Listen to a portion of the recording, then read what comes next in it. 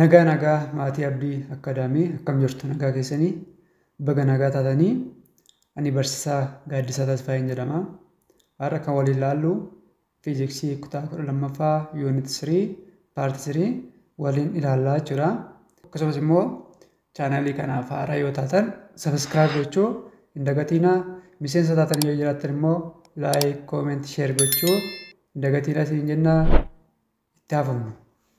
Kanaaf egaa paartii 3 har'a ilaallu pressure in fluids at rest kan jedhu waliin ilaallaa jechuudha. Kanaaf fluidii haala kamirra jiru at rest boqonnaarra kan jiru ilaallaa jechuudha.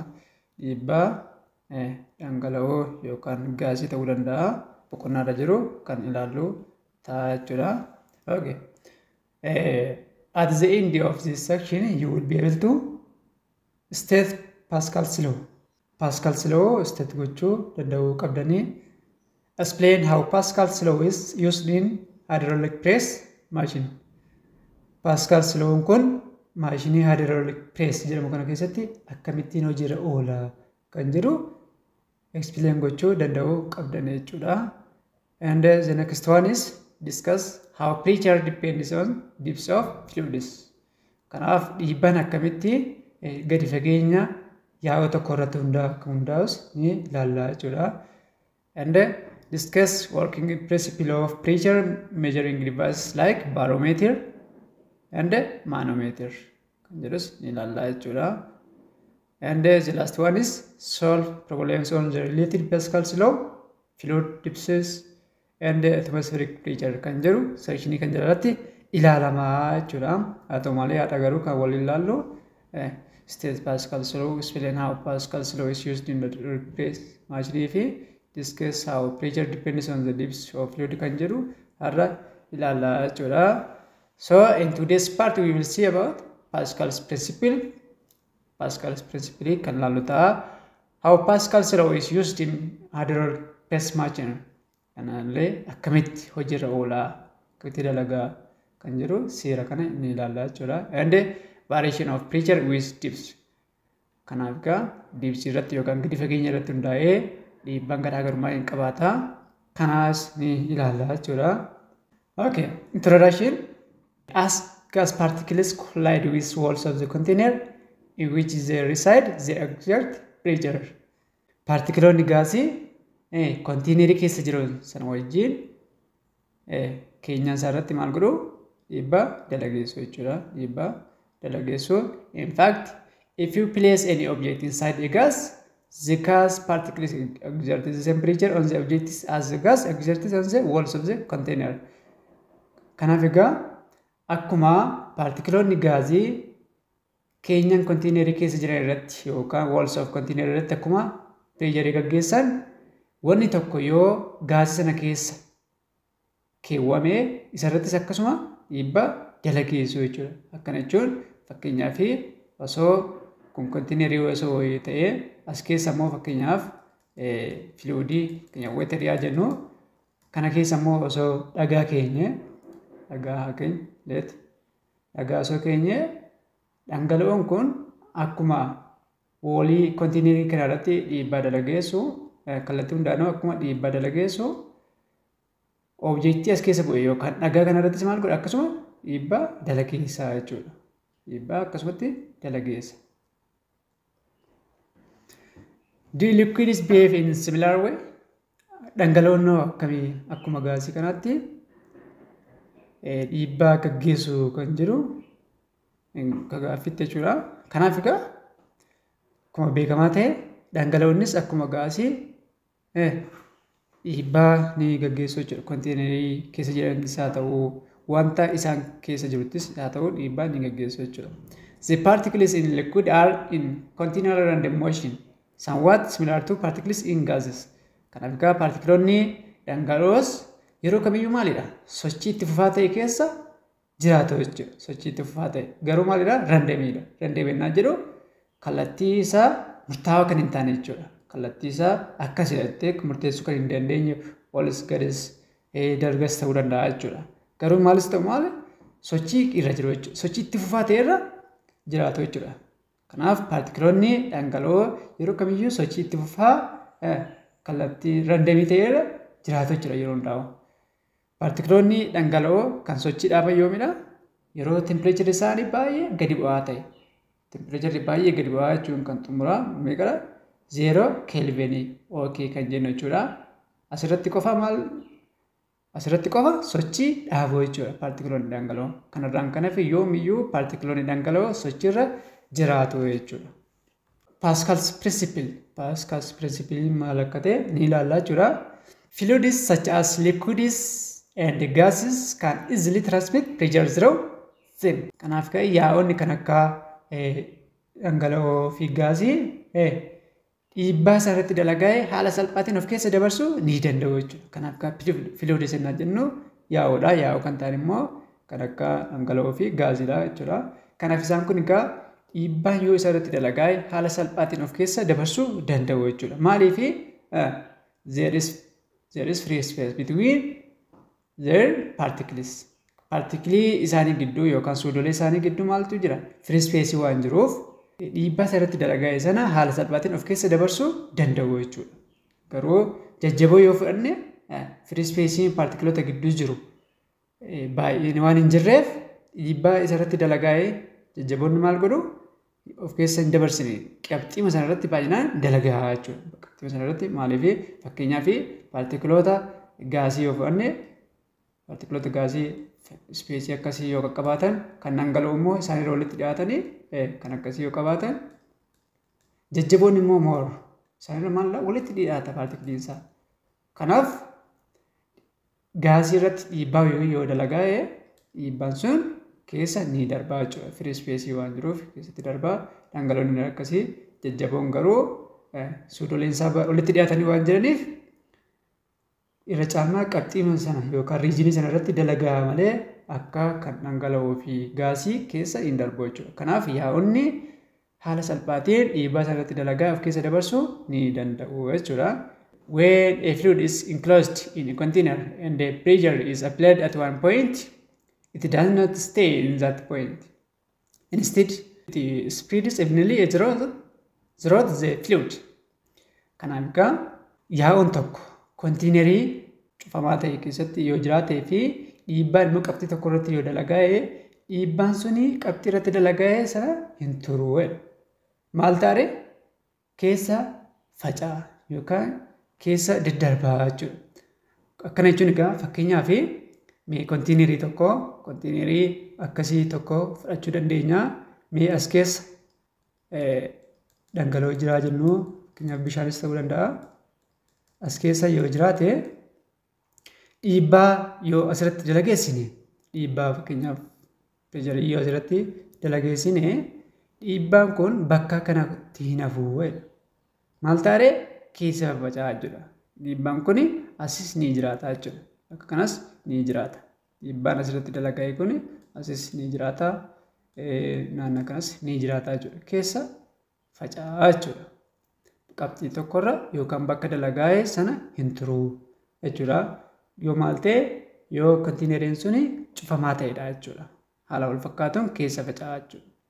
Garuu yoo cufamaa hin taane qabxii hundatti wal fakkaachuu dhiisuu danda'a jechuudha. Akkana jechuun fakkeenyaaf yoo kontiinerii kana fudhannee dhangala'oo akkuma haala wal fakkaatuun kan duraa keessa jiraate cufamaa miti yoo ta'e dhiibbaa asirratti yoo dalageessine dhangala'oon sun maal ta'uu danda'a? Filoo'aatu ta'uu danda'a jechuudha. Yaa'uu danda'a. Kanaaf kontiinerii sun inkloosd ta'uun kan barbaachiseef kanaafidha jechuudha. Yoo cufaa ta'uu dhiise dhangala'oon sun maal ta'uu danda'a? Filoo'aatu yookaan keessaa dhangala'uu danda'a. Kanaaf immoo dhiibbaan asitti dalagaa'e kun dhiibbaan qabxii kanatti dalagaa'e kun haala wal fakkaatu iddoo kana jiraachuu dhiisuu danda'a. Hammi muraasa jiraachuu danda'a garuu hanga asitti dalagaa'e kanaan asitti jiraachuu dhiisuu danda'a. Ni xiqqaata jechuudha. Iddoo kanatti guddaa ta'ee naannoo kanatti xiqqaa ta'uu danda'a. Yoo irraa fagaate immoo dhabamuu danda'a jechuudha. Sababii kanaaf egaa yommuu yaa'onni kontiinerii cufaa ta'e keessatti jiraatanii fi dhiibbaa irratti dalagaa'u dhiibbaan suni maal ta'a keessa tamsa'a jechuudha.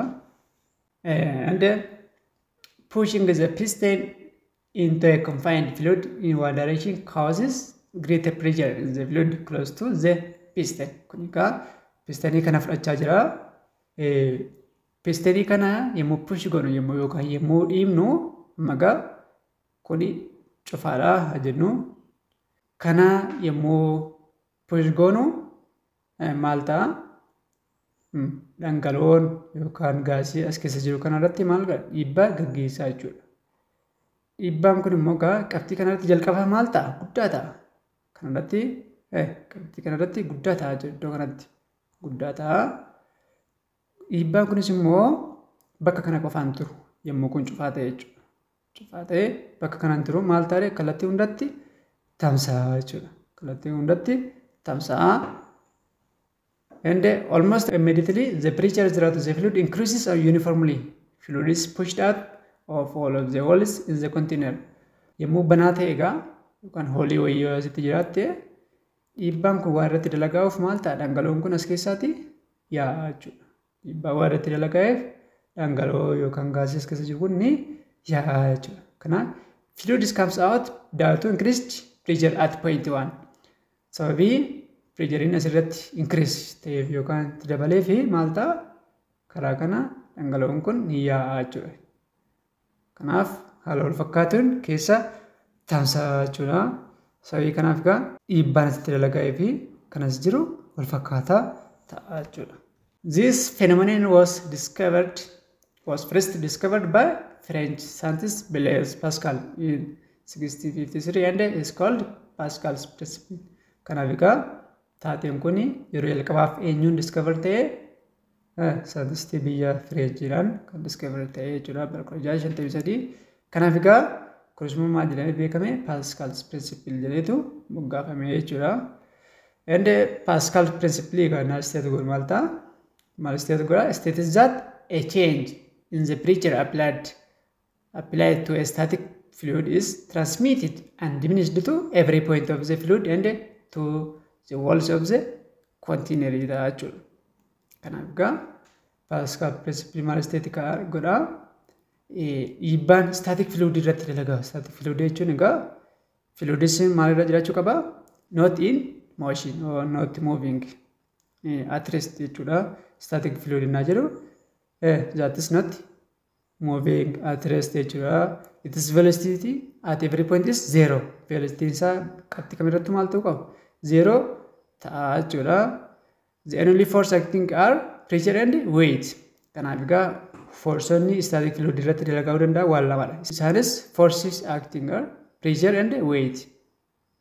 Sababii humnoonni jiraachuu danda'an suni humnoota lama isaanis pressure sanaa fi ulfaatina dhangala'ooma sanaaf kan jiraachuu danda'u jechuudha. Static fluid innaa jedhu.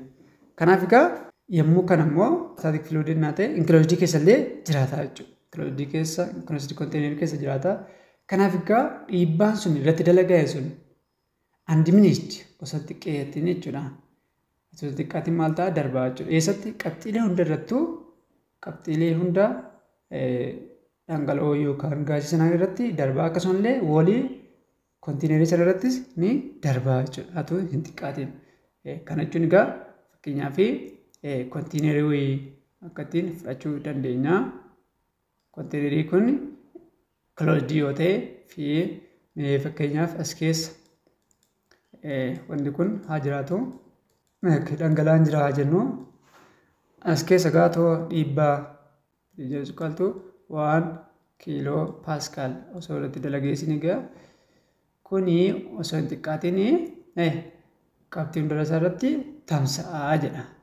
Kunis egaa qabxii hundarrattu yennaa jedhu egaa bakka kanattis jechuudha. Kanaaf bakka iddoon kun 1 kiiloo paaskaalii erga irratti dalagaa egaa iddoon kun qabxii meeqadhaa jedhee gaafachuu danda'a. Fi akkasumas bakka kana immoo woolii kana irratti jechuudha. Qabxii biyya osoo jedhee woolii kana irratti gaafachuu danda'a. Kanaaf maal ta'a? 1 kiiloo paaskaalii ta'uu qaba jechuudha. Biinis akkasuma yookaan wooliin maal ta'uu qaba? 1 kiiloo paaskaal ta'uu qaba. Maaliif? Paaskaal pirinsipiliirraa kaa pireejeriin tokko erga irratti dalagaa'ee osoo hin xiqqaatiin qabxii hunda isaa irrattu yookaan woolii kontiinerii sana irratti daddarbaadha. Kanaaf qabxii hundannaa jedhu iddoon kunis qixa kanaa ta'uu danda'a. Ka 1 kiiloo paaskaal ta'uu qaba jechuudha. 1 kiiloo paaskaal. Bakki kunis 1 kiiloo paaskaalii ta'a jechuudha. Kanaaf akkaataa kanatti dabaafachuu qabdan jechuudha. And the next one is hydraulic press. One of the technical application of Pascal's principle is a hydraulic press, which is a form of simple machine that converts small forces into larger forces or vice versa. Kanaaf egaa hydraulic pressing egaa applicationii Pascal principle keessaa tokko ta'edha jechuudha. Kunis immoo egaa formii simple machineedha. Simple machine ta'ee maaliif fayyada? That converts small forces into larger forces or vice versa. Kanaaf egaa hydraulic pressing kun egaa formii simple machine ta'ee maaliif fayyada? Humna xiqqoo nu guddisuudhaaf yookaan humna baay'isuudhaaf. Akkasumallee vice versa naa jedhu egaa humna guddaa ta'es xiqqeessuudhaaf ni fayyada jechuudha. Kana dabaafachuu qabdan. Kanaaf maashiniin kun humna guddisuu qofaas humna guddisuu qofaaf hin fayyadu. Humna xiqqeessuufis ni fayyada jechuudha. Kanaaf egaa simple maashinii ta'ee hydraulic pressing kun humna baay'isuuf kan nu fayyadudha jechuudha. Okay, it is a force multiplying machine. Kanaaf egaa maashinii humna baay'isuuf nu fayyadudha jechuudha. It reduces the amount of force needed to lift a load. Kanaaf humna ba'aa tokko ol kaasuudhaaf nu barbaachisu xiqqeessuu nu barbaachisa jechuudha.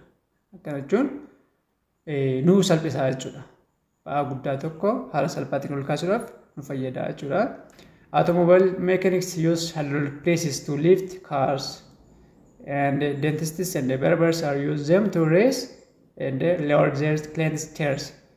Kanaaf egaa maashinoonni automobile ta'an kanneen akka hydraulic pressing kun egaa maaliif fayyada? Tokko konkolaataa ol kaasuudhaaf hydraulic pressing egaa fayyadamnee konkolaataa ol kaasuu dandeenya. Akkasumallee dentists warreen ilkaan yaalan ogeessi ilkaan jechuudha. Akkasumallee warreen rifeensa sirreessanii maamila isaanii positionii yookaan teessoo isaanii ol kaasuuf gadi buusuudhaaf maal fayyadamu? Principle kana fayyadamu jechuudha. Automobile mechanics hydraulic press kana yookaan principle Pascal principle kana fayyadamu jechuudha. And the hydraulic brakes of automobile are also a form of hydraulic presses. Breekiiwwan adda addaa breekii automobile adda addaa yookaan breekeriin isaanii maal fayyadama? Hydraulic press kana fayyadamaa jechuudha. Iddoo baay'eetti fayyadaa jechuudha. Fi baasiiwwan adda addaa yommuu ilaaltan konkolaataa jechuudha yookaan baasii guddaa kana ilaaltan shufeerri bakkuma taa'etu barrii baasii sanaa baanuu danda'a jechuudha. Barriiwwan sana baanuu danda'a jechuudha. Inni kunillee maal fayyadameetu? Pascal principle kana fayyadameetudha jechuudha. Kana fayyadameetu shufeerriinillee barrii baasii bakkuma taa'etu banee cufaa jechuudha.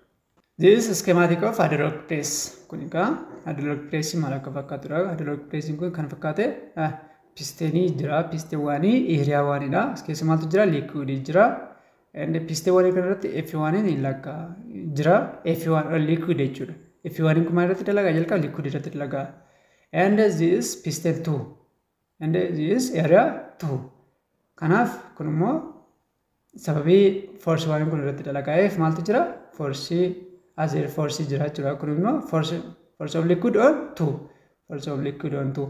And a downward force F1 on liquid is exerted by piston 1, which is small area or A1 on the liquid. Kanaaf egaa F1 maalidha? F1 on liquid maal? Downward jedha. Kallattii asii gadi dalagaa jira jechuudha. F1 kun piston 1 irratti dalagaa jira yookaan small area kan ta'e irratti dalagaa jira jechuudha. This piston compresses a liquid usually in the lift. Kanaaf egaa pistoniin kun egaa asirratti F1 dalagaa as keessa maaltu jira? Oil jira. Sababii irratti dalagaa'eef maal ta'a? Compress ta'a jechuudha. Liquid as keessa jiru kun compress ta'a jechuudha. Yeroo baay'ee liquid maal fayyadamna? Zayita fayyadamna jechuudha. The pressure in the fluid just under piston 1 is equal to F1 on liquid over A1 ta'a jechuudha. Kun egaa piston 1 kan jiru kanaaf F1 on liquid kana humna asirratti dalagaa jechuudha. Maaliif formula jalqabarraa pressure is equal to force over area kan jedhu kaa formula walii galaa qabnaa. Kanarraa kan qabatee pista walirraa kanarratti kan dalagaa force 1 on liquid over area 1 ta'a jechuudha. Okay. Because the pressure changes uniformly throughout the liquid, the pressure under piston 2 is also is equal to force 1 on liquid over A1, assuming the pistons are at the same height and the pressure is operating slowly or constant velocity. Kanaaf egaa amma egaa asirratti P1 dalagaa irra jenna. P1 erga dalagaa kun immoo akka pistoniin kun akkatti jijjiiraa enclosed dha jechuudha. Cufamaadha kun. Cufamaa erga ta'eeti egaa Pascal principle irraa maal jennee dhiibbaan kun osoo hin xiqqaatiin as keessa darbaa jennee jirra. Kanaaf egaa dhiibbaan asirratti dalagaa kuni force 1 on liquid over A1 erga ta'eeti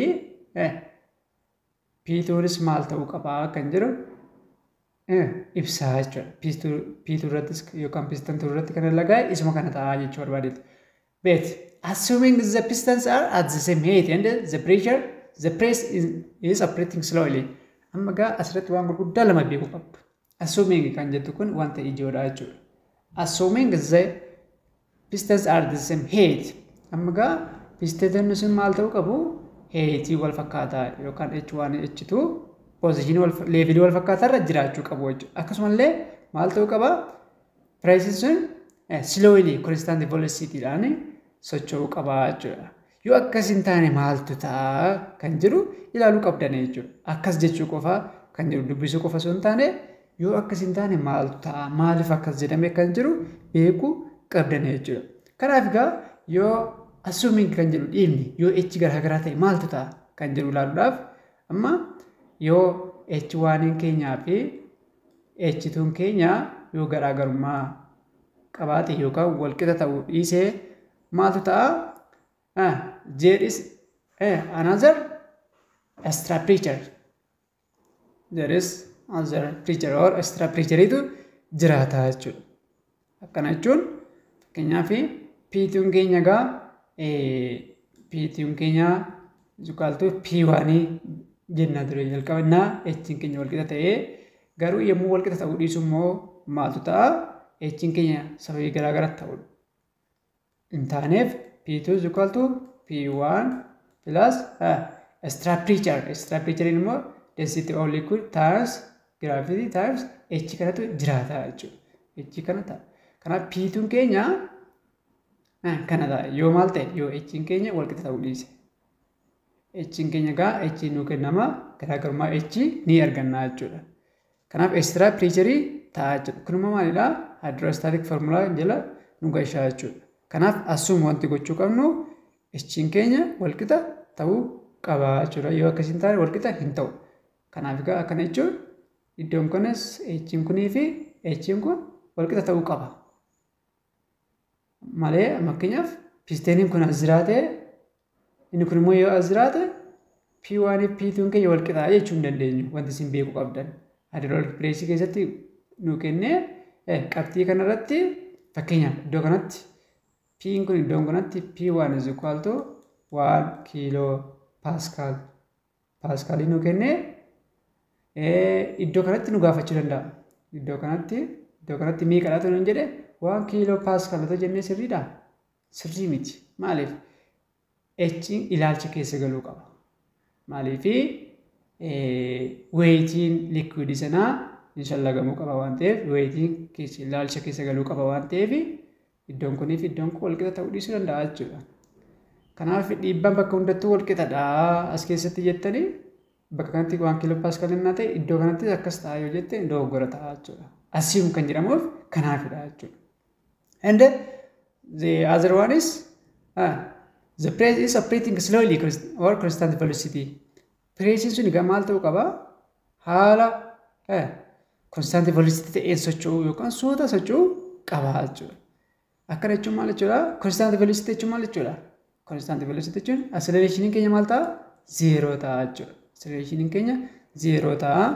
Kanaaf 0 yoo hin taane immoo maaltu ta'a kan jedhu yoo 0 ta'uu baate maaltu uumama?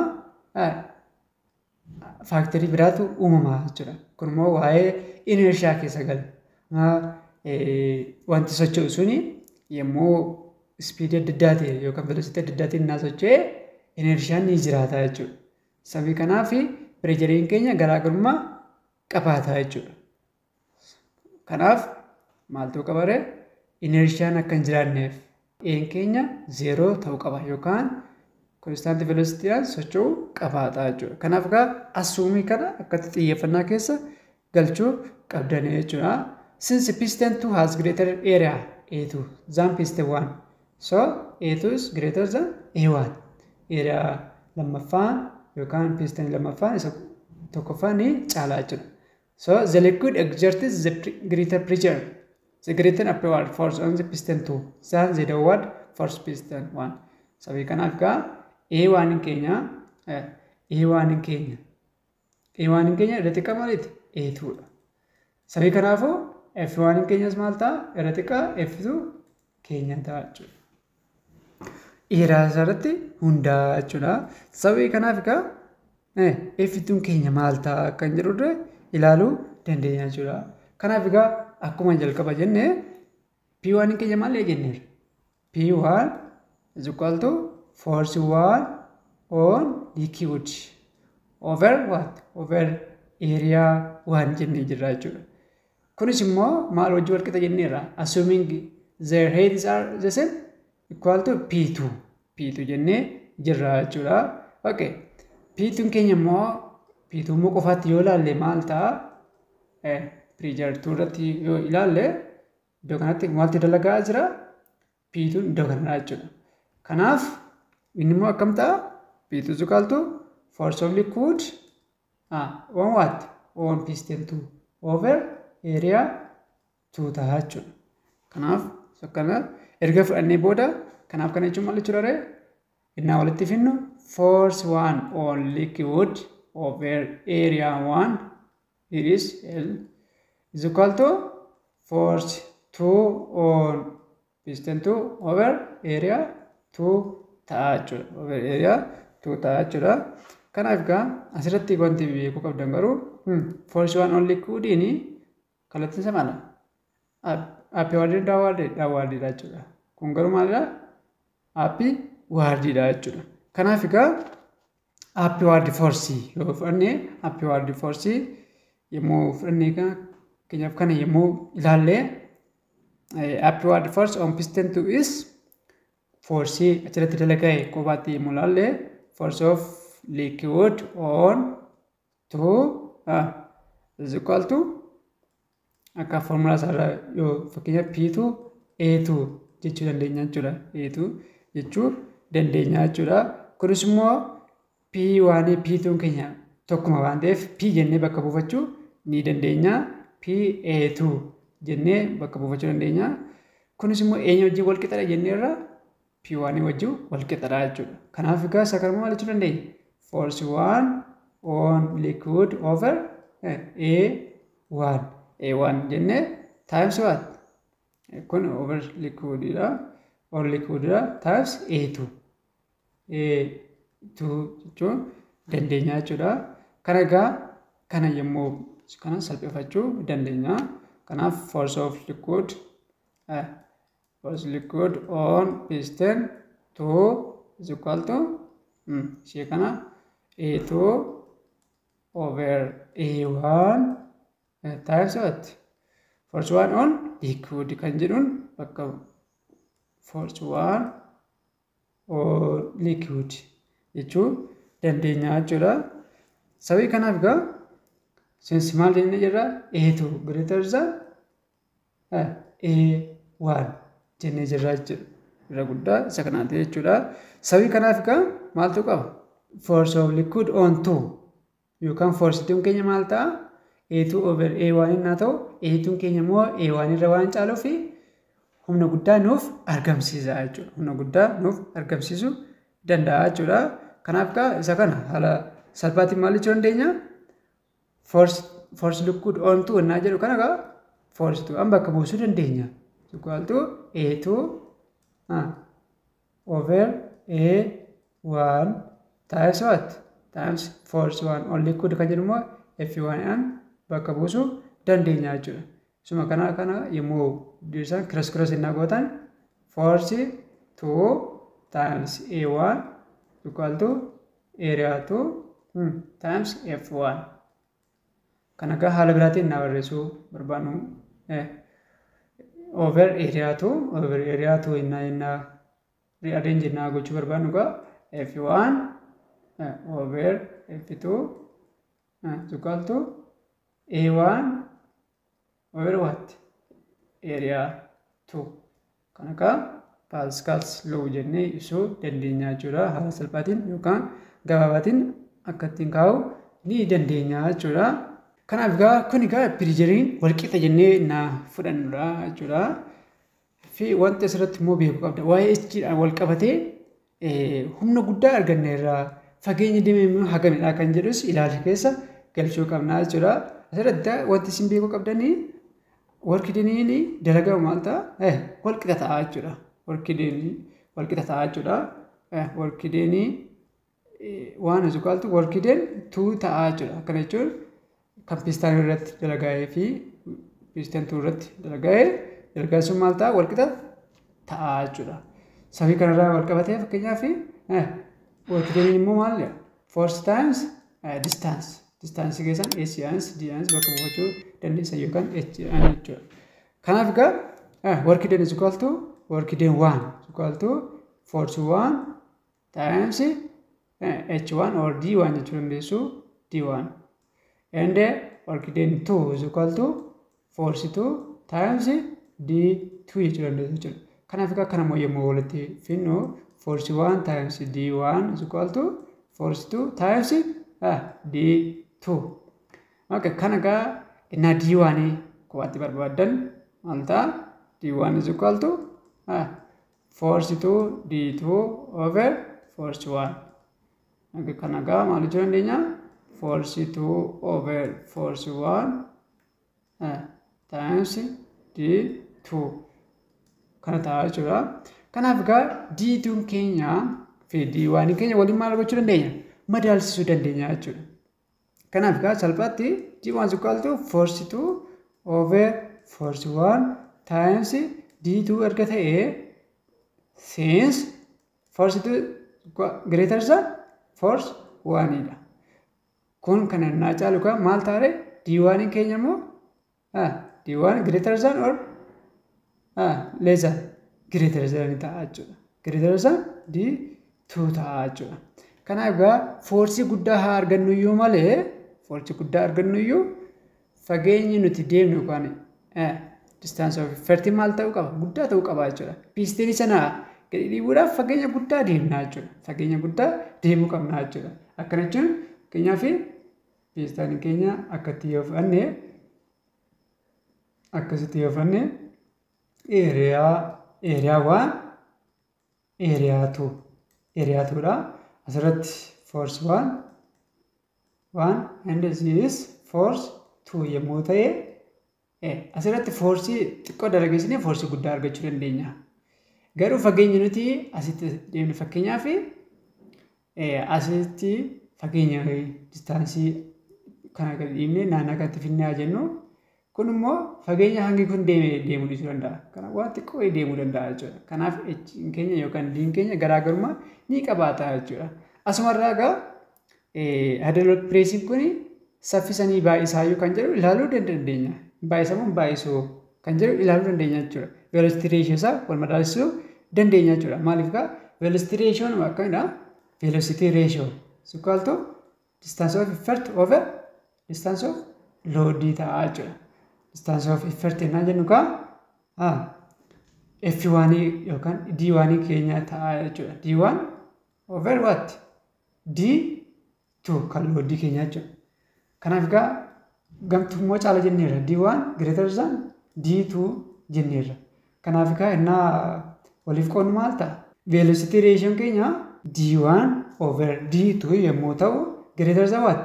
Greater than 1 ta'a jechuudha. Velocity ratio keenya immoo greater than 1 innaa ta'e maalidha? Speed multiply yookaan velocity multiply gochuu ta'uu danda'a? Miti jechuudha. Velocity ratio keenya egaa maalidha? Gara guddaa tokko waan ta'eef saffisa ni baay'isaa jechuu hin dandeenye jechuudha. Maashiniin tokko saffisa ni baay'isa jechuudha. Maaltu qaba? Velocity ratio isaa maaltu qaba? leezaan waan ta'uu qaba jechuudha. Leezaan waan ta'uu qaba. Kanaaf egaa maashiniin kun humna baay'isa malee maal hin baay'isu? Saffisa yookaan ariitii hin baay'isu jechuudha.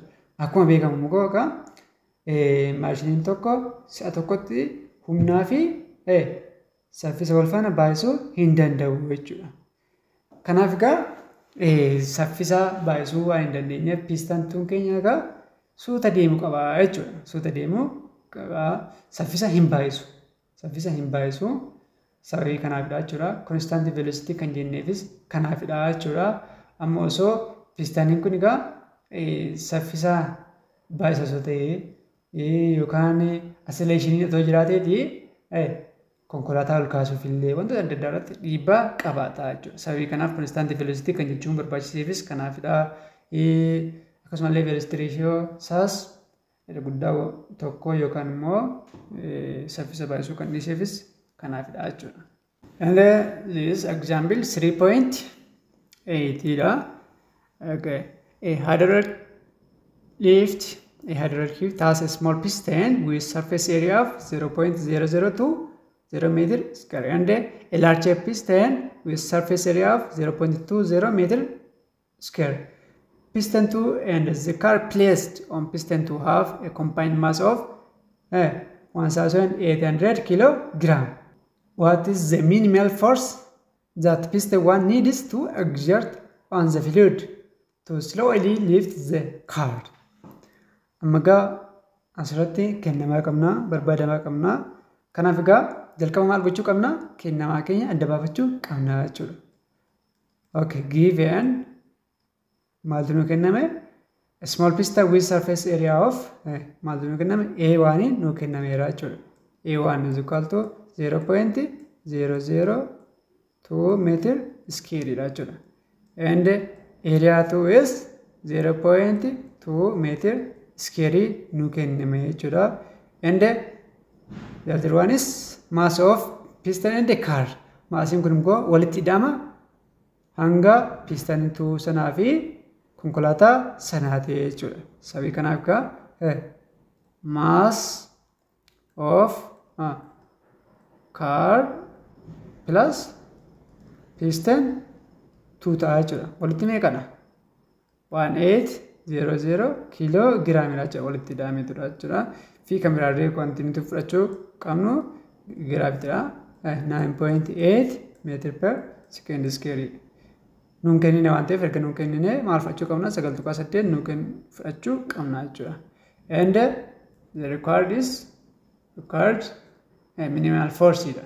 Minimal force jechuun force 1 dha jechuudha. Force 1 tu barbaadamaa jechuudha. Sababii kanaaf egaa kan immoo akkamitti barbaadna kan jiru ilaaluu qabna jechuudha. Solutions. Assume that the levels of the two pistons are the same and that the car is being lifted at constant velocity. Kanaaf egaa assume jechuun dirqama jechuudha. Kanaaf H piston 1 fi 2 levelii tokkorra akka jirutti. Konkolaataan sun immoo constant velocity dhaan akka lift ta'aa jirutti ilaalcha keessa galchuu qabna jechuudha. Maaliif akka ta'e immoo jalqaba ilaalleerra jechuudha. Kanaaf egaa we can use the force diagram for the car and the piston 2 and the newtons second law to determine force of liquid on 2. Kana barbaannaa jechuudha jalqaba. Kanaaf egaa akkuma jalqaba ilaaltan egaa the force that the liquid exerted on the piston 2 kana jechuudha. Force of liquid on 2. On 2 kun egaa ilaalaa isaa jalqaba ilaaluu qabna jechuudha. Kanaaf egaa inni kun forsiin kun egaa upwardidha. Force of liquid on piston 2 kan jiru maalidha? Kallattiin isaa upwardidha. Force of liquid on 2 dha jechuudha. Akkasuma immoo gita isaa ta'ee garuu kallattiin faallaa kan ta'e immoo jira jechuudha. Innis maalidha? Force to hold liquid kan ta'e jechuudha. Kun kallattii oliidha. Kun immoo kallattiin isaa downwardidha jechuudha. Garuu maalidha? Hammi isaanii wal qixadha jechuudha. Kanaaf egaa force of liquid on 2 is equal to force 2 on 1. on liquid but they are opposite in direction. Kallattiin isaanii faallaa ta'uu agarsiisuuf jechuudha. Kanaaf kana force lama kan iddoo kanatti upward force fi downward force qabna jechuudha. Downward force maal faati kan jedhu innaa lallee force of gravity jira, force of earth on what car and piston 2 lamaan isaanii irratti dalagaa jira jechuudha. Kanaaf kan maal jechuu dandeenya force asiin gadee kana downward force kana force 2 on liquid jennee bakka buufachuu ni dandeenya jechuudha. Kanaaf asirraa yommuu kaanu force immoo mg dha jechuudha. mg an beekamaa. M'n keenya kun immoo asitti immoo maasii waan lamaatiinis piston 2 fi kaarii ta'uu isaa adda baafachuu qabdan jechuudha. Kanaaf force 2 keenya kubaatti argachuu dandeenya kana. Force 2 is equal to karaa biraa weight of car plus weight of what piston 2. Ulfaatina konkolaataa kanaa fi ulfaatina maalii piston 2 kubaatti shallaguus ni dandeenya jechuudha. F2 kana yoo xumuranne F2 is equal to mass times G. M'n keenya mass of car plus mass of piston 1,800 kilogram times 9.8 meter per second square dha jechuudha. Kana yeroo waliin baay'istan meeqa argattu 17640 niitoonii argattu jechuudha. Kun maalidha? Force 2 keenya akkattiin argattu jechuudha. Okay. Amma force 2 qofaadha. Force 1 hin arganne malee. Kanaaf from Pascal's law maal qabna? Force 1 over area 1 equal to force 2 over area 2 qabna jechuudha. Kanaaf kanarraa force 1 inni drive goonu maal taare? Area 1 over area 2 times what? Force 2 ta'a jechuudha. Kanaaf kana input gochuu qofaadha jechuudha. Kanaaf force 1 is equal to area 1 meeqa qabna? 0.002 meter square qabna. Area 2 keenya immoo meeqadha? 0.2 qabna jechuudha. 0.2 meter square dha. Times force 2 keenya immoo kana bakka buufnaa jechuudha asitti arganne. Times 17640 Newton. Kana bakka buufnaa jechuudha. Kanaaf kana naa salphifnu meter square cancelled by meter square. Kana naa waliif qoodnu meeqa arganna? 0.01 times 17640 niitoonii arganna jechuudha. Kanaaf kana immoo yoo waliin baay'ee meeqa argattu? 176.4 niitoonii argattu jechuudha. Kan argattu jechuudha. Kanaaf kana baay'istanii check godhachuu dandeessu jechuudha. Okay, kana jechuun kanarraa maal beekuu dandeenya? Force 1 keenya yookaan minimal force konkolaataa sana lift gochuudhaaf barbaachisu inni xiqqaa maalidha? Kanadha jechuudha. Kana jechuun immoo humna baay'ee xiqqoo ta'edha jechuudha. Xiqqoo ta'een konkolaataa amma kana kaasuu dandeenya jechuudha.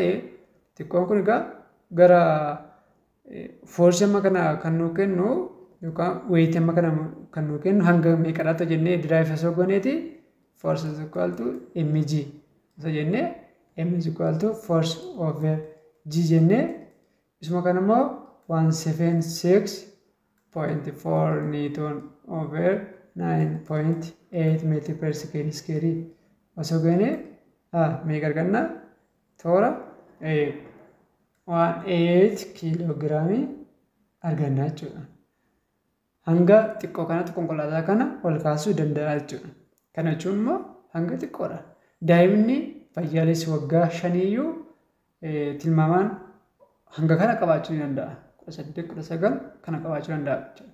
Kanaaf daa'imni waggaa 5 kun callisee pistaan waan irra taa'uu qofaadhaan yookaan dhaabachuu qofaadhaan konkolaataa ol kaasuu ni danda'a jechuudha. Kanaaf egaa kun humna xiqqaa ta'e nu argamsiisa jechuudha. Okay. And the next topic is variation of pressure with depth. Kun immoo egaa yaa'uu keessatti egaa akkuma gadi fageenyi dabalaa deemuun yookaan jijjiiramaa deemuun dhiibbaan irra jijjiiramaa deemaa jechuudha. Akkamitti jijjiiramaa kan jedhu ni ilaalla jechuudha. Okay. Consider a liquid of density at rest as shown in below figure. Below kana figure kana tunda. We assume density is uniform throughout the liquid, which means the liquid is incompressible. Kana bika liquidin as keessa jiru kan akka waan incompressible ta'etti assume gochuu qabna jechuudha. Let us select a parcel of the liquid contained with an imaginary block of cross-sectional area extending from depth D to D plus jechuudha. Parcel of liquid ishee kana kana fudhannaa jechuudha. Kunis immoo gam fageenya isaa eessarraa kana asii hangasitti D-dha. Asii kaasee hangasitti immoo maal H plus D ta'a jechuudha. Kanaaf kana asirraa walirraa argannee argachuu ni dandeenya jechuudha. Kanaaf egaa asirratti hundoofne ilaallaa jechuudha. The liquid external to our parcel exerts force at all points on the surface of the parcel perpendicular to the surface. Kanaaf egaa liquid externally yookaan parcelii kana fudhanneerraa kanneen ala jiran yookaan externally parcelii kana kan jiran egaa maal godhu? Parcelii kana irratti maal godhu? Dhiibbaa dalageessu jechuudha. Perpendicularii dhiibbaa irratti dalageessu jechuudha. Kanaaf egaa dhiibbaan kunis immoo kallattii hundaanuu ni jiraata. Asirraanis ni jiraata, asirraanis ni jiraata, downward ni jira, upward ni jira jechuudha. The pressure exerted by the liquid on the bottom face of the parcel is P and the pressure on the top face is P not jennee fudhanneeti. Kuni kaa bottom face karaa gadii kana jechuudha. Pressurein parcelii kana irratti dalagaa'u P jennee haa fudhannu. Kan karaa toppii dalagaa'u immoo P not jennee fudhannaa jechuudha. Therefore, the upward force exerted by the outside fluid on the bottom face parcel has a magnitude of PA and the downward force exerted on the top has magnitude of P not A qaba jechuudha. Sabii kanaaf egaa kan asiin olii dalagaa'u kuni PA qaba jechuudha. Kan asiin erga immoo P not A qaba jennaan. Okay. The mass of liquid in the parcel is kanaaf egaa maasii parcelii sanaa kaatagoorii fudhanne sana kalkuleet gochuu ni dandeenya jechuudha. Kanaaf egaa kana isarraa argannaan density irraa ka'uu dandeenya jechuudha. Density is equal to mass over volume jechuudha. Sabii kana harkaa na drive na goonu mass is equal to density times volume jechuudha. Kanaaf egaa therefore the weight of the liquid in the parcel is kanaaf weight isaas maal gochuu dandeenya? Calculate gochuu ni dandeenya jechuudha. Kanaaf egaa weight is equal to mg dha jechuudha. Kanaaf egaa mg dha.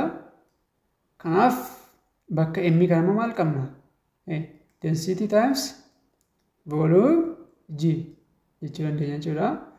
Karaa biraa immoo volume kana bal'isuu yoo barbaanne volume is equal to area times h ni jira jechuudha. Kanaaf kana bakka kana buusuu ni dandeenya. Kanaaf egaa weightii parcelii sana maal jechuu dandeenya irree density times g keenya jira, a keenya jira, h keenya jira jechuudha. Kanuma bakka buufachuu dandeenya jechuudha. G times area h. Area h kun egaa maal ta'uu danda'a? Weightii parcelii sana ta'a jechuudha. Okay. Because the parcel is at rest and remains at rest, it can be modeled as a particle equilibrium so that the net force acting on it must be zero. Kanaaf egaa parceliin suni akka particle equilibrium keessa jirutti waan fudhannuuf force net irratti dalagamu maal zero ta'a jechuudha. Maaliif forcein upward irratti dalagaa'u jira, downward irratti dalagaa'u jira. Akkana jechuun keenyaaf particle akkasii fudhannee kallattii hundaanuu barbaada. Akka asirratti ni dalagaa socho'aan jiru jechuudha. Kanaaf egaa socho'aa hin jirreef yookaan akka kilooneetti waan fudhannuuf forsineetiin keenya maal ta'a? Forsineetiin keenya 0 ta'a jechuudha. Osoo hin socho'aa ta'e yookaan osoo asin olee socho'aa yoo ta'e yookaan asin gadi socho'ee garuu forsineetiin keenya 0 hin ta'u jechuudha. Amma garuu kilooneetii keessa waan jiruuf forsineetiin keenya 0 jennee fudhannaa jechuudha. The forces are the upward force at the bottom, PA, the downward force at top, P not A, and the weight of the parcel is mg. Kana jechuudha. And choosing the upward to be positively y direction, which is that kanaka upward direction positive y direction jennee yoo fudhanne egaa wantoota nuti calculate gochuu dandeenyu egaa force waan asirra jiran summation isaa hojjechuu ni dandeenya jechuudha. Amma maal jennee jirra? Summation of force waan egaa kallattii adda addaarra ni jiraata jechuudha. Kan asin illee dalagaa irraa yookaan fakkeenyaaf kun upward force dha. Kanaaf kan kun maalidha? P A direction isaa maal? Oliidha. J direction upward dha. Kan biraa immoo maalidha? P not A inni immoo maalidha? Downward dha. P not A J direction and the other force biraa maal qabna? Downward kan ta'e qabna jechuudha. Kun mg ulfaatina parcel sanaa qabna jechuudha. Innis immoo maal? Downward dha. Kanaaf negative mg j direction. Wanti kun egaa parceliin kun sochii keessa hin jiru. Kilooneetii keessa jira. Kanaaf summation isaa kun walitti hidhamee maal ta'uu qaba? 0 ta'uu qaba jechuudha. Forsineetiin keenya 0 waan ta'eef. Kanaaf kana rearrange jennaa goonu PA is equal to maal jechuu dandeenya? P not A plus mg jechuu dandeenya jechuudha. Kan akka P kana qofaatti jechuudha maal goonaa? Gama hundaan iyyuu 1 over areaatiin baay'isuu dandeenya jechuudha. Kan ittiin baay'inu asitti P is equal to P not plus mg over area. Okay. Amma gaa bakka m immoo maal qabna? Bakka dura hojjennetti bakka m maal qabna? Density area h qabna jechuudha. Sabii kanaaf kana bakka buufachuu dandeenya jechuudha. Kanaaf P not plus bakka m keenya density times area times h over area. Kana jechuudha. G keenya jirti iddoo kana G jirti kana jechuudha. Kanaaf gaa area is cancelled by area. So P not plus what is left? Density times GH jechuun dandeenya jechuudha. Kanaaf egaa keenya haala kanaatiin calculate gochuu dandeenya jechuudha. That is as the depth increases by h, the pressure increases by density GH. Kana jechuun egaa hariiroo kallattii qabu jechuudha. Kana jechuun pressure fi h'n hariiroo kallattii qabu jechuudha. That means as pressure is increase h also increase, and as h is decrease, pressure is also decrease. Kanaaf hariiroo kallattii qabu jechuudha. Density fi gravity keenya amma constant ta'etti hariiroo kallattii qabaatu jechuudha. It depends on the depth as well as the density of the liquid. Kanaaf egaa gadi fageenya dhangala'oo sanaa fi density isaa irratti hundaa'a jechuudha. Okay. If the liquid is open to the atmosphere and P naught is the pressure at the surface of the liquid, then P naught is atmospheric pressure. Kan egaa surface sun yookaan container sun banaa yoo ta'e atmospheric keenya P naught kana fudhachuu dandeenya jechuudha. 1 atm yookaan 1.0133 times 10 to the power of 5 Pascal. Kanaaf egaa bakka kanaan buufannu formulaan keenya akka kanatti barreessuu ni dandeenya jechuudha. And what if the liquid is not open to the atmosphere? Yemmuu containeriin keenya atmosferii sanaaf banaa ta'uu dhiise immoo maal fudhannaa? The surface of the liquid is not exposed to air. Air sanaaf exposed waan hin taaneef there may be air bubble or gas trapped above the liquid. Kanaaf egaa yemmuu fakkeenyaaf kana jechuun containeriin keenya tokko akkattiin jiraachuu danda'a. Achi keessa immoo fakkeenyaaf yaa'uun tokko yoo jiraate atmosphere of banaa miti yoo ta'e surface kanarra pressure ni jiraata jechuudha. Kun egaa yookaan as keessatti qilleensa sammuu gamii ta'uu danda'a yookaan holqa dhangala'oo kanaa ta'uu danda'a yookaan gaasii ukkaamamee taa'uu ta'uu danda'a jechuudha. Kanaaf walumaa galatti surface kanarra kan jiru bakka buufannaa jechuudha. Surface kanarra kan jiru bakka buufannaa jechuudha bakka kana. Kanaaf egaa yommuu konteenerii keenya cufaa ta'e pressure surface plus density Hg jenna jechuudha. Garuu yommuu banaa ta'e immoo egaa yommuu banaa ta'e immoo formulaa isuma duraa keenya P naught plus density G H buufannaa jechuudha. Kun egaa yommuu konteenerii keenya atmosfeeriidhaaf banaa yommuu ta'edha jechuudha. Yommuu cufaa ta'e garuu pure surface plus density G H ta'e jechuudha. Kun immoo yommuu kun cufaa ta'edha jechuudha. Surface kana asirra jiru irratti hundaa'a jechuudha. And equation P is equal to P naught plus density Hg implies that the pressure is the same at all points having the same depth whatever shape the container possesses. Kanaaf egaa equation kun kan nu ibsu egaa containeriin suni shape adda addaa haa qabaatu waan barbaade haa qabaatu depth wal qixaarra yoo jiraate pressure isa maal ta'a wal fakkaataa ta'a jechuudha. Wal fakkaataa ta'a jechuudha. Akkana jechuun fakkeenyaaf mee konteenerii kana fudhachuu dandeenya. Konteenerii kana mee dhangala'oon gaasiitti qabaa jennu fi konteenerii biraa immoo kan fudhachuu dandeenya. H wal fakkaataa kanarratti dhangala'oo kanatu jira. Dhangala'oo gosa tokko ta'ee H wal fakkaataa irra jiraatee dachee irratti yookaan giraafitii sana wal qixa ta'u jechuudha. Maal ta'a? Pireeshariin isaa wal qixa ta'a jechuudha. Kana jechuun densitii yoo garaa gara ta'e pireeshariin isaa wal qixa jechuu hin dandeenyu. Hchiin isaa yoo wal qixa ta'e hchiin isaa wal qixa ta'uu qaba. Giraafitiin isaa tokko ta'uu qaba. Akkana jechuun kun hchiin isaa wal qixa ta'ee liquidii isaa tokko ta'ee tokko dachee irra jiraate tokko immoo addeessa yoo jiraate pireeshariin isaa wal qixa jechuu hin dandeenyu. Giraafitiin isaa tokko ta'uu qaba. Hchiin isaa wal qixa ta'uu qaba. Densitiin isaa wal qixa ta'uu qaba. Garuu sheeppii waan barbaade yoo qabaate maal taare wal qixa ta'a jechuudha.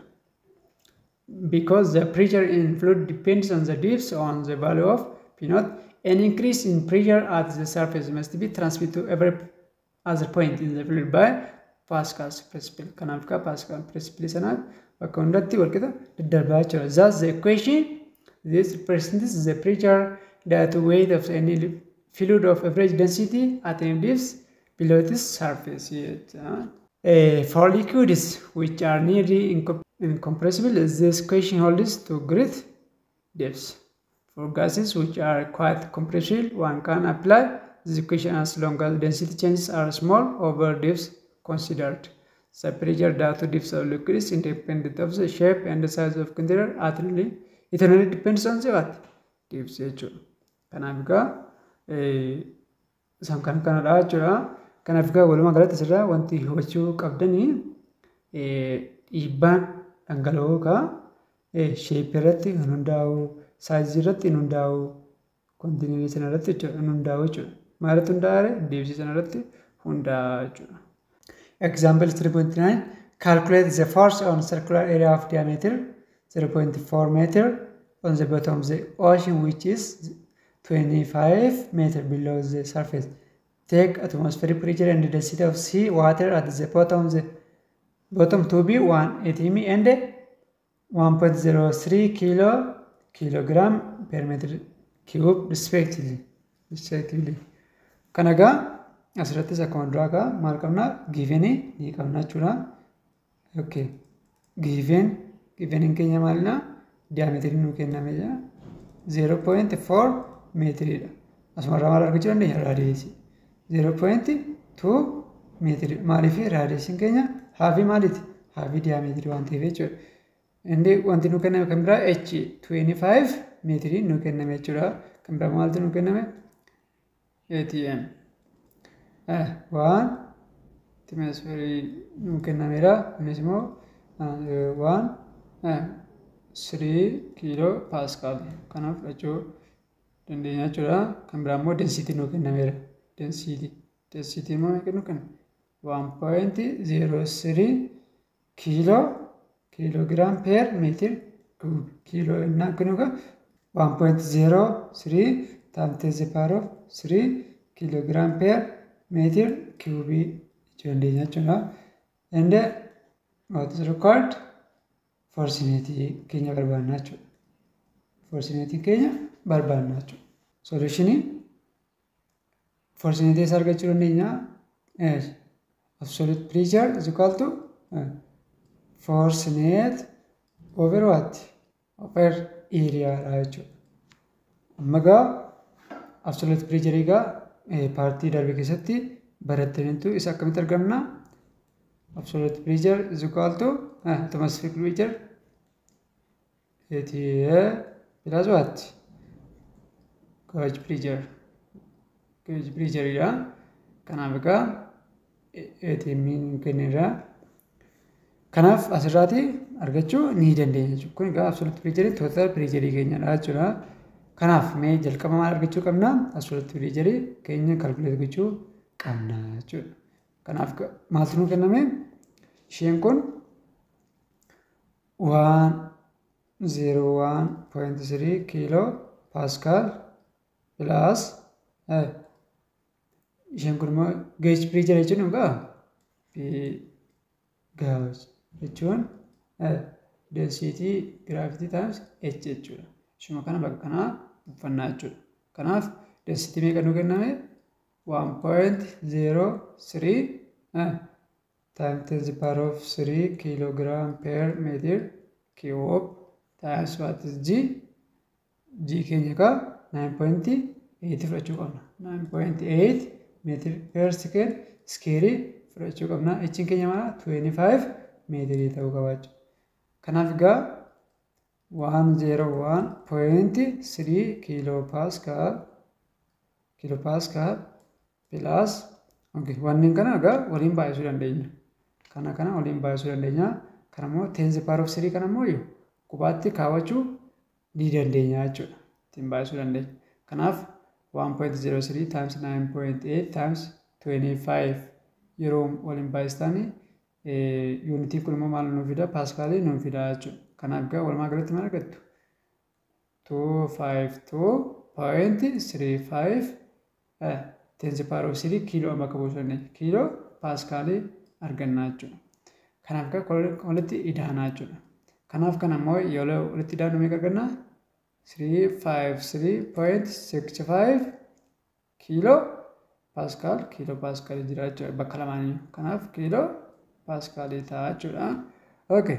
Kuni kamaaliin? Absolute pressure jechuudha. Absolute pressure. Kan biraa immoo maal argachuu qabna? Areas argachuu qabna jechuudha. Area is equal to pi r square jechuudha. Kanaaf egaa pi keenya meeqadha? 3.14 times radius keenya meeqa jenna? 0.2 meetirii jennee jechuudha. Square goone. Kanaaf egaa 3.14 times 0.2 yeroo square goonu meeqa arganna? 0.04 meetir square arganna jechuudha. Kanaaf egaa kana yeroo waliin baay'ifnu meeqa arganna? 0.1256 meetir square arganna jechuudha. Kanaaf egaa area arganneerra absolute pressure arganneerra amma egaa maal jennee jirra? Absolute pressure is equal to force net divided by area jennee jirra. Asumarraa diraayinaa goonu force net is equal to absolute pressure times area. Absolute pressure keenya egaa kan jalqaba arganne as fidannaa jechuudha. Innis meeqadha? 353.65 kilo pascal ta'a jechuudha. Kilo pascal times 0.1256 meter square ta'a jechuudha. Kanaaf egaa kana yeroo waliin baay'istan meeqa argattu? Kana waliin baay'istanii 44.4 kiiloo niwutooniidhaan kaa'uu dandeenya jechuudha. Yoo barbaanne immoo raawundii tokko duubatti lakkoofne 4.44 times 10 to the power of 4 ta'a jechuudha. Kun 10 to the power of 3 waan ta'eef tokko naatti dabalu 4 taate jechuudha. Inni itooni taate jechuudha. Kana ta'a jechuudha. Kana egaa forsineetiin keenya kana ta'a jechuudha. And this past draft exam dha. Qorumsa biyyaalessaa yeroo darbanii ilaalaa jechuudha. Okay, question 1. A pressure applied to one point in an enclosed incompressible fluid is transmitted to all parts of the fluid without reducing in volume. This is principle of what? Kanaafka kontineerii cufamaa tokko keessatti filiidii irratti dhiibbaa dalageessan dhiibbaan sun osoo hin xiqqaatiin qabxiilee hunda irratti dalagaa yookaan gaggeeffamaa kan jedhuka principle eenyuuti jedha. A. Bernoulli, B. Continuity, C. Pascal, D. Archimedes jedha. Kanaaf egaa isaan kana Bernoulli maal akka ta'e beekuu qabdan jechuudha. Kun egaa Bernoulli stated that as the speed of moving a fluid increases, its pressure decreases and vice versa kan jedhudha. Kun hariiroo dhiibbaa fi speedii kan waliin ibsudha jechuudha. Hariiroo fuggisoo qabu isaan velocity yookaan speedii faana jechuudha. Fi waa'ee foomulaa isaanii yaadatu ta'e inni pressure plus 1/2 density velocity square plus density dh equal to constant. Waa'ee akkasii ibsaa jechuudha. Bernoulliin hariiroo isaan kan ibsa malee waa'ee isa kanaan ibsa jechuudha. And B. Continuity. Continuity is that for incompressible fluid that the rate of flow or volume per second remains constant throughout the pipe. Waa'ee continuity ibsaa jechuudha. Kanaaf egaa A1 V1 is equal to A2 V2. Waa'ee continuity kana ibsaa jechuudha. And this Pascal principle dha jechuudha. D immoo Archimedes. Archimedes immoo egaa waa'ee waan tokko fakkeenyaa fi dhangala'oo tokko keessa fakkeenyaa fi jaboo kana yoo keenye dhangala'oo as keessa yoo keessa dhangala'oon kun yoo bakka lakkise fakkeenyaaf yoo dhangala'e jechuudha. Yoo dhangala'e bu'aansi foorsiin humna kana irratti dalagaa'u bu'aansi foorsiin asirratti dalagaa'uu fi bu'aansi foorsiin kanaaf weetii dhangala'oo displaced jedhee kana weight of displaced liquid kan ta'e wal qixxadha jechuudha. Force of B1 bu'aansi force is equal to weight of displaced liquid kan jedhu ibsaa jechuudha. Archimedes kanaafuu maal ta'ee deebiinsaa Pascal principle kan jedhu ta'a jechuudha. And the last one is which statement is not true about Pascal's principle and its application. Kun immoo waa'ee Pascal principle irratti hundaa'e application irratti kan application isaa ilaalchisee kan sobatee kamii kan jedhudha. Okay. A. The hydraulic lift is speed multiplying device in which a large force lifts a light object over a long distance. B. In pneumatic application, air is used for pressure transmission instead of liquid. C. It has application in hydraulic lift in which a small force applied to small piston is used to lift a heavy object on a larger piston. D. It has applications in hydraulic brakes for vehicles when confined only connected a small piston or brake pedal to a larger piston connected to the brake drum on the wheel of the car. Okay, kanaaf egaa asirraa applicationii Pascal principle irratti hundaa'ee egaa kan sobate egaa fakkeenyaaf bii kana yoo ilaaltan in pneumatic application air is used for pressure transmission instead of liquid. Kun egaa meeshaa kana keessatti applicationii kana keessatti bakkuma dhangala'oo qilleensa kan fayyadamnedha jechuudha. Kunis application isaatii kunis akkasii diinas akkasii kanaaf deebiinsa maal ta'a ta'a jechuudha. Speed multiply miti Pascal principle keessatti speed multiply hin qabnu jechuudha. Kanaaf isa hydraulic liftiin maal fayyadamee force multiply malee speed multiply miti jechuudha. Kanaaf deebiinsa maal ta'a ta'a jechuudha. Okay. Kanaaf qabiyyeen keenya guyyaarraa kana fakkaata. So next topic is atmospheric pressure kan jedhu ilaallaa jechuudha. Kun egaa abdii akkaadaamiiti. Kanaaf wanta guddaa argattantu jedheen abdadha. Kanaaf like, share, comment gochuun hin dagatinaa. Learn smart, shine bright. Galatoomaa yeroo itti aanu wal argina.